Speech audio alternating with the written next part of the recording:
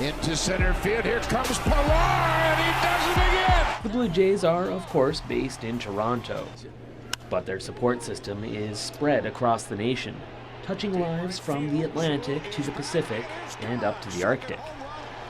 Luckily, they have a guy who is adept at covering plenty of ground. Outfielder Kevin Pilar, who made several highlight reel catches last season, on his way to being named the 2015 Wilson Defensive Player of the Year for center field, was part of a contingent that recently paid a visit to Saskatoon. He says he's continually impressed with the level of support the team receives across Canada. It's an extremely unique situation where, like you said, you got an entire country that follows one team, and to be able to travel the whole country and see how important the Blue Jays are to them, and that there's fans everywhere, it's pretty special. Like Pilar, Chris Colabello rose from relative obscurity last year into a starring role. He is a study in perseverance, arriving in Toronto after 7 years in independent baseball, followed by a brief stint with the Minnesota Twins.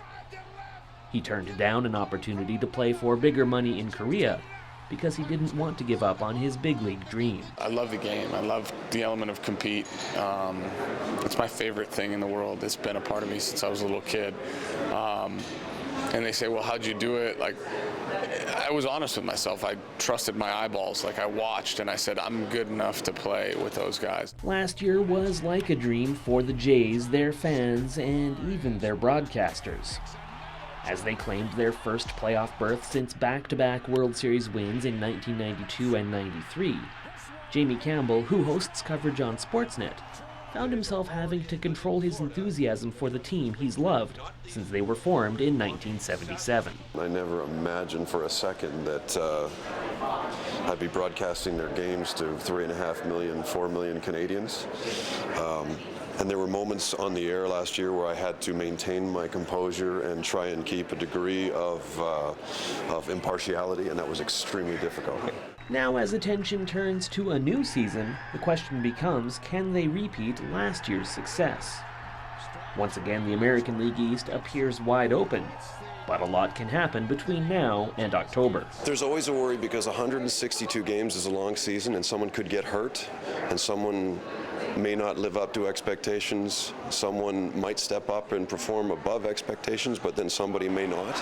And what we learned from baseball is you cannot predict anything. Now to be able to build off it going into this year, especially for guys like Kevin, myself, Ryan Goins, like, you know, guys considered to be younger players, even though I'm really old.